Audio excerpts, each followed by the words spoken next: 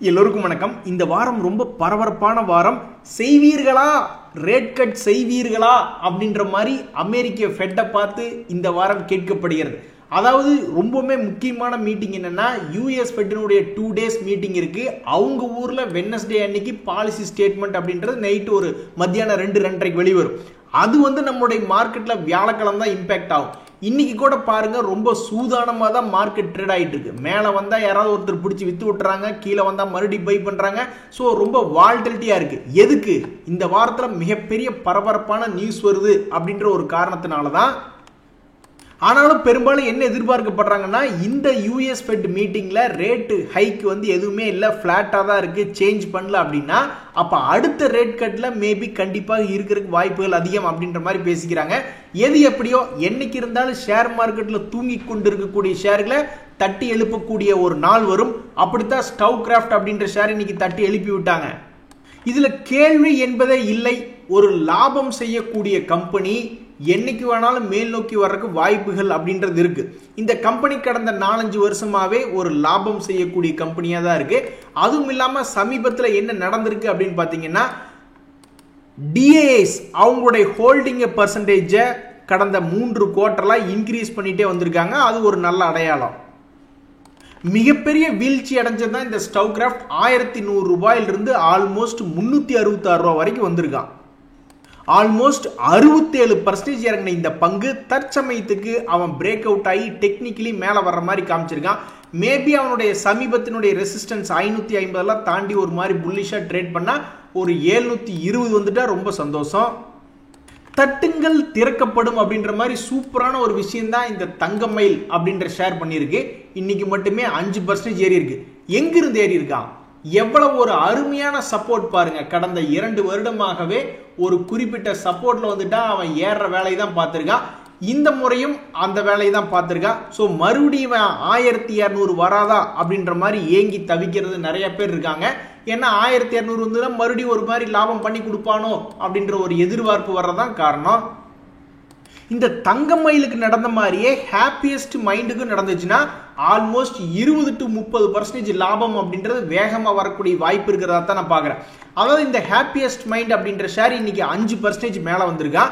அவனு என்ன பண்ணியிருக்கான்னா, அவனுக்கு குறிப்பிட்ட சப்போர்ட்ல இருந்து, நெடுநாளைய சப்போர்ட்ல இருந்து அவன் மேலே ஏறி வந்திருக்கான்.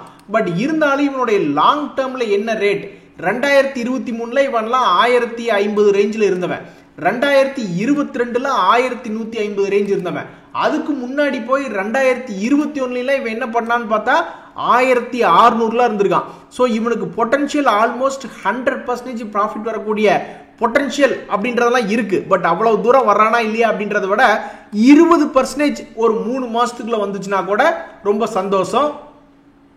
நண்பர்களே, பணம் சம்பாதிக்க 4 வாய்ப்புள்ள ஷேர் விஷயங்கள் அப்படின்றது இப்ப நம்ம பார்க்கிறோம். அதுல முதல் விஷயம் என்னன்னா, இந்த IXIGO அப்படின்ற ஐபிஓ ஓபன் ஆயிருக்கு. அதாவது நம்ம லீட் டிராவனஸ் டெக்னாலஜி அப்படின்றதான் அந்த IXIGO அப்படின்ற ஐபிஓ. இந்த ஐபிஓ என்ன பண்றாங்க, 740 கோடி பணம் பெறறதுக்காக ஐபிஓல வர்றாங்க. இவங்க என்ன பண்றாங்க அப்படின்னு பாத்தீங்கன்னா, ஆன்லைன் டிராவல் ஏஜென்சியா இருக்காங்க. ஏதாவது லாபம் பண்ணி கொண்டு இருக்கக்கூடிய கம்பெனியா? 2021-22ல கொஞ்சம் வீக்கா இருந்த கம்பெனி, அதுக்கப்புறம் அவங்களுடைய பினான்சியல் பெர்ஃபார்மன்ஸ் அப்படின்றது இன்க்ரீஸ் ஆயிருக்கு. இந்த சமயத்தில் இந்த ஷேரை எவ்வளவு சப்ஸ்கிரிப்ஷன் பண்ணியிருக்காங்க அப்படின்ற மாதிரி போய் பார்த்தோம்னா ஆல்மோஸ்ட் 2.6% இப்பவே ரீட்டைல் இன்வெஸ்டர்ஸ் எல்லாம் குதி போட்டு ஓடி போய் வாங்கிட்டு இருக்காங்க. அவங்களுக்கு எவ்வளவு ஷேர்ஸ் அலோகேஷன் அப்படின்றது பண்றாங்களோ அதை விட ஆல்ரெடி 2.5 மடங்கு அதிகமா சப்ஸ்கிரிப்ஷன் போயிடுச்சு. இன்னைக்கு தான் முதல் நாள் ஓப்பன்லயும். இந்த கம்பெனி எவ்வளவு தூரம் லிஸ்டிங் கெயின் வரலாம் அப்படின்னா, இந்த கம்பெனி இஷ்யூ பண்றது ஐபிஓ பிரைஸ் 93 ரூபா. ஆனால் லிஸ்டிங் ஆகிறப்ப மேபி இந்த ஷேர்ல 116 ரூபா போயிடலாம் அப்படின்ற மாதிரி எதிர்பார்க்கப்படுகிறது. இந்த சமயத்துல இன்னொரு முக்கியமான விஷயம், இந்த குரோனக்ஸ் லேப் சயின்சஸ் ஐபிஓ அப்படின்றது போன வாரத்தில் வந்தது. இன்னைக்கு எவ்வளவு தூரம் லிஸ்டிங் கெயின் அப்படின்னு பாத்தீங்கன்னா, அருமையான கெயின் 21%. இந்த குரோனக்ஸ் லேப் சயின்சஸ்ல ஒரு துக்ககரமான விஷயம் என்னன்னா, இந்த ஐபிஓ ஓபன் ஆகக்கூடிய சமயத்துல இது 60% மேபி லிஸ்டிங் கெயின் வரலாமோ அப்படின்ற மாதிரி எதிர்பார்க்கப்பட்டுச்சு. அப்புறம் அப்பவே க்ளோசிங் சமயத்திலே 30% இறங்குச்சு. இன்னைக்கு லிஸ்டிங் ஆகிறப்ப எவ்வளவு அப்படின்னு பாத்தீங்கன்னா வெறும் 21% தான் லிஸ்டிங் கெயின். ஸோ என்னை பொறுத்த வரைக்கும் இந்த IXIGO அப்படின்ற ஐபிஓ இன்னைக்கு தான் ஓப்பன் ஆயிருக்கு. 1 or 2 days கழிச்சு இவன் எப்படி இருக்கா, இவனுடைய சப்ஸ்கிரிப்ஷன் எவ்வளவு தூரம் இன்க்ரீஸ் ஆகுது, இவனுடைய கிரே மார்க்கெட் பிரீமியம் எல்லாம் அதே 20% இருக்கா இல்ல அது அதிகமாகுதா அல்லது குறையுதா அப்படின்ற மாதிரி பார்த்துட்டு கடைசி நாள்ல தான் என்னை பொறுத்த வரைக்கும் அப்ளை பண்ணணும் அப்படின்றது என்னுடைய கருத்து. நண்பர்களே, சந்தோஷமான நியூஸும் ஒன்று இருக்கு, துக்ககரமான நியூஸும் ஒன்று இருக்கு. அதாவது EIH அசோசியேட்டட் ஹோட்டல்ஸ் அப்படின்ற ஷேர்னுடைய போர்டு மீட்டிங்ல என்ன போர்டு வந்து எப்ப சந்திக்குது அப்படின்னா ஜூன் 14. எதுக்கு அப்படின்னா போனஸ் ஷேர் கொடுக்கலாமா அப்படின்ற ஒரு விஷயத்துக்காக சந்திக்குது. உடனே இந்த நியூஸை கேள்விப்பட்டோன்னே இந்த ஷேர் காலையில இருந்தே ஓப்பனிங்ல ஹையரா வச்சு இப்ப 12% கெயின்ல இருக்கா. இந்த ஷேர் யாராவது ஹோல்டு பண்ணியிருந்தீங்கன்னா இன்னைக்கு காலையிலேயே உங்களுக்கு அவ்வளவு பெரிய சந்தோஷமா இருந்திருக்கும். அதே சமயம் இந்த எம்ஃபாசிஸ் அப்படின்ற ஷேர் வச்சிருந்தீங்கன்னா ராத்திரியோட ராத்திரியா உங்களுடைய மனசு கும்பால இருந்திருக்கும். என்ன காரணம்னா 4% இறங்கியிருக்கான். அதாவது இதுல ஒரு பல்க் டீல் நடக்குது. அந்த பல்க் டீல் என்ன அப்படின்னா பிளாக் ஸ்டோன் அப்படின்ற இன்வெஸ்ட்மெண்ட் குரூப் வந்து 10% செல் பண்ணிடலாம் அவங்க கிட்ட இருக்கிற ஹோல்டிங்க அப்படின்ற ஒரு நியூஸ் வந்ததுனால இந்த எம்ஃபாசிஸ் பாவம் இறங்கி போச்சு. பணம் சம்பாதிக்கிறதுக்கு வேற எந்த நியூஸையும் காணும். குரோனக்ஸ் வந்து ப்ராஃபிட்ல லிஸ்ட் ஆயிருக்கு. ஐஎக்ஸிகோ அப்படின்றது ஓரளவுக்கு 20% பிரீமியம் கிடைக்கலாம், ஆனா அதுக்கு இன்னும் 2 நாள் இருக்கு. அதே சமயம் இந்த ஆனந்த் ரத்தி அப்படின்றது வந்து பைபேக்கு டேட் ஜூன் 7 ஏற்கனவே ஓப்பன் ஆயிடுச்சு. அதை அப்ளை பண்ணி விடுறவங்க அப்ளை பண்ணி விடணும். இந்த அஜந்தா ஃபார்மானுடைய பைபேக் இன்னைக்கு லாஸ்ட் டே ஜூன் 10. ஸோ இன்னுமே யாராவது பைபேக் அப்ளை பண்ணாமல் இருந்தாங்கன்னா இதை அப்ளை பண்ணலாம். ஸோ இதுதான் காசு சம்பாதிக்கிறதுக்கு உண்டான நியூஸாக இருக்கு. வேற என்ன மீடியாக்களில் டிஸ்கஸ் பண்றாங்கன்னா இந்த tech Mahindra, UltraTech cement, doctor Reddy எல்லாம் மேபி கொஞ்சம் வால்டிலிட்டியா இருக்கலாம் அப்படின்ற மாதிரி எதிர்பார்க்கப்படுகிறது. வந்துன்னா சந்தோஷம் தான். அதே மாதிரி இன்னும் 2 முக்கியமான விஷயம் என்ன அப்படின்னு பார்த்தோம்னா இந்த KEC இன்டர்நேஷனல் ஷேர் யாராவது வச்சிருக்கீங்களா, 1061 கோடிக்கு ஆர்டர் கிடைச்சிருக்கிறதா நியூஸ் வருது. அதை தொடர்ந்து இந்த ஷேர் 5% ஏறிட்டான். பாத்தீங்களா, ராத்திரியோட ராத்திரியா நம்ம வச்சிருக்கிற போர்ட்போலியோல இருக்கக்கூடிய ஷேர்களுக்கு நல்ல நியூஸ் வரணும். அப்படி நல்ல நியூஸ் வந்துச்சுன்னா நம்மளுக்கு ரொம்பவுமே சந்தோஷம். 5% 10% அசால்ட்டா மேலே ஏறி வந்துடுறானுங்க. நண்பர்களே, தங்கம் விலை ஒரு மாசத்துல ரொம்ப குறைவான இடத்துல இருக்கு. எந்த ஒரு சொத்து இறங்குறது ஏறது தான். சமீபத்தில் கூட ரியல் எஸ்டேட் செக்டர் இறங்குச்சு, அப்புறம் அவன் ஏறிட்டான்.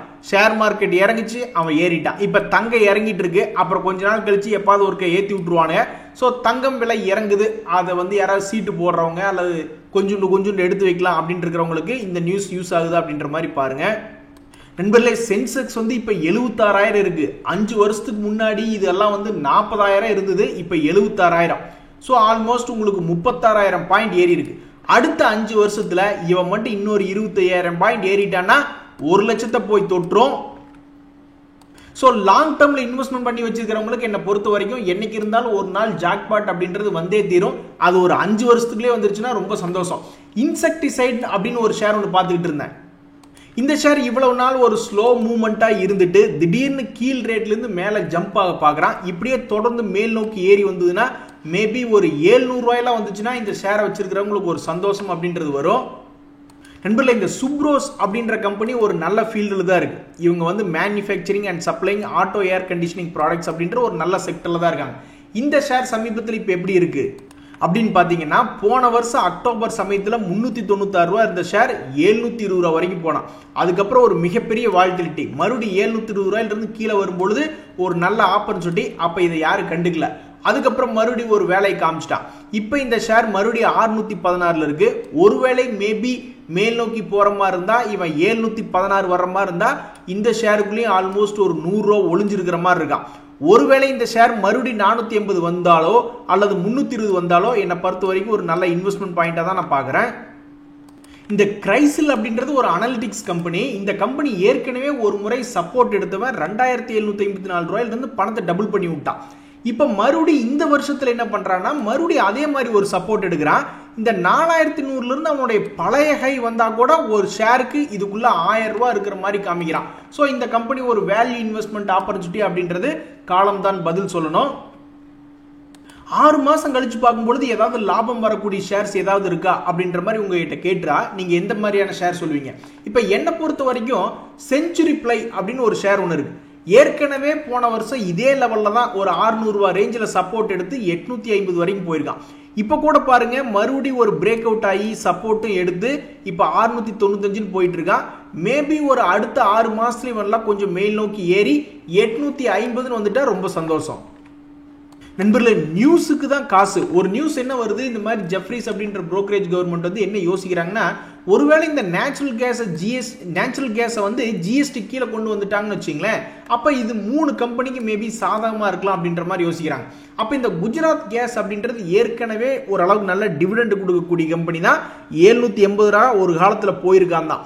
ஒருவேளை அந்த பழைய ரேட்டை மறுபடியும் எப்பாவது அடுத்த வருஷமோ இந்த வருஷமோ வந்து சேர்ந்தா ஒரு ஷேருக்குள்ள ஒரு 200 ரூபா அப்படின்ற பொட்டன்ஷியல் இருக்கு. பாவம் இன்னைக்கு சுஸ்லான் ஷேர் வந்து 3% கும்பா பாடி விட்டாங்க. அதுக்கு முக்கிய காரணம் அதுல இருந்து ஒரு இண்டிபெண்டன்ட் டைரக்டர் வந்து ரிசைன் பண்ணிட்டார். அந்த ரிசைன்ல வந்து அவர் என்ன சொல்றாரு, இந்த மாதிரி என்னுடைய எக்ஸ்பெக்டேஷன்ல நிறைய இடங்கள்ல கார்பரேட் கவர்னன்ஸ் ஸ்டாண்டர்ட் வந்து மீட்டப் ஆகல, நான் நினைச்சிருந்த அளவுக்கு இல்லை அப்படின்ற மாதிரி சில காரணங்களை சொல்லி அவர் வந்து ரிசைன் பண்ணிட்டாரு. இந்த பாதிப்பு தாங்க முடியாம இன்னைக்கு பாவம் சுஸ்லான் இறங்கி போச்சு. இந்த நெல்கோ ஷேர் யாராவது வச்சிருக்கீங்களா? எப்படிங்க கட்டுப்படி ஆகுது? அந்த ஷேர் ஆல்மோஸ்ட் 735 ரூபா. ஆனா அவங்க கொடுக்குற டிவிடெண்ட் அப்படின்னு பார்த்தோம்னா 2 ரூபா 20 பைசா தான். இன்னொரு நியூஸ் ஒன்று இருக்கு, கிருத்தி இண்டஸ்ட்ரீஸ்னு, அவங்க கொடுக்கறது 20 பைசா தான் டிவிடெண்ட். பட் நம்மளுக்கு தேவையெல்லாம் நியூஸ் தான். இந்த நியூஸ் வந்து ஒரு 4-5 நாளைக்கு முன்னாடியே கிடைச்சிருந்ததுன்னா இன்னும் சூப்பரா இருந்திருக்கும். அதாவது இந்த கிருத்தி இண்டஸ்ட்ரீஸ் அப்படின்றது நல்ல அருமையான சப்போர்ட்ல விளையாடுறவன். இதுக்கு முன்னாடி வந்த ஒவ்வொரு சப்போர்ட்லயும் நல்ல அருமையா சம்பாரிச்சு கொடுத்துருக்கான். இந்த முறையும் நல்ல அருமையான சப்போர்ட்ல வந்து வந்திருக்கான் 100 ரூபாயில. அப்ப கண்ணில் படாம போயிடுச்சு. இப்ப என்னடான்னா கரெக்டா அந்த சப்போர்ட்ல எடுத்தவன் 100 ரூபாயில இருந்து 138 ரூபாய், ஆல்மோஸ்ட் 40% எகிரி குதிச்சு வந்துட்டான். அடடா, இந்த 20 பைசா டிவிடெண்ட் முக்கியமான நியூஸ் கிடையாதுங்க, அந்த 20 பைசா முக்கியமான நியூஸ் கிடையாது. பட் நியூஸ்னு ஒன்று வரும்பொழுது நம்ம போய் ஒரு ஸ்டாக்கை பார்க்கும் பொழுது அவன் சப்போர்ட்ல இருக்கானா இல்லை ஏதாவது பிரேக் அவுட்டை உடச்சு மேலே வர்றானா, அதுதான் ரொம்ப முக்கியம். அந்த வகையில் இந்த கிருத்தி இண்டஸ்ட்ரீஸை நான் சில நாளைக்கு முன்னாடியே பார்த்தேன். இவன் என்ன 20 பைசா நினச்சிட்டு விட்டுட்டேன். பட் இப்போ நாளைக்கு அப்படின்ற பொழுது நம்ம எடுத்து பார்க்கும் பொழுது அடாடா, இழந்தது 20 பைசா இல்லடா 40% அப்படின்றது நம்ம உணரும் தருணம் இது. போன வாரத்தில் ஏஷியன் பெயிண்ட் நல்ல நியூஸ் தான், 28.4 ரூபா டிவிடெண்ட் அப்படின்னு. ஒருவேளை இந்த தூங்கும் கிளியை எழுப்பிட்டுருவாங்களா அப்படின்ற மாதிரி பார்த்தேன். கிடையாது, இந்த தூங்கும் கிளி இதுவரைக்கும் எந்திரிக்கல. அது 3 மாசமாவே தூங்கும் கிளியா தான் இருக்கு. பார்க்கலாம் இவன் எவ்வளவு நாள் தான் ஏமாத்தும் அப்படின்ட்டு. இந்த ஜோன்ல இருந்து ஒன்னா அவன் வந்து 1000 ரூபாய் மேலே ஏறி 3700-800 வரணும். இல்லைனாலும் கடைசிக்கு ஒரு 1000 ரூபாய் இறங்கணும். வாழவும் விடாம சாகவும் விடாம ஒரு வேலையை பண்ணிக்கிட்டு இருக்கான். இதெல்லாம் பெரிய மனுஷனுக்கு உண்டான அடையாளமா? கிடையவே கிடையாது. பார்ப்போம், இன்னொரு 1 மாசம் பொறுத்து இருந்து பார்ப்போம், மேலே 1000 ரூபாய் தர்றானா இல்லையா அப்படின்றது தெரிஞ்சிடும்.